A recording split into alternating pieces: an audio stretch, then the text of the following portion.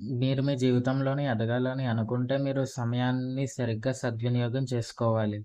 ఎందుకంటే మన జీవితంలోని మన యొక్క ఈ ప్రస్తుత సమయాన్ని మనం ఎలా వాడతామో దాన్ని బట్టి మన భవిష్యత్తు ఆధారపడి ఉంటది. ఈ ప్రస్తుత సమయాన్ని మంచి విషయాల కోసం, మీ ఎదుగుదల కోసం వాడితే మీ భవిష్యత్తు బాగుంటది.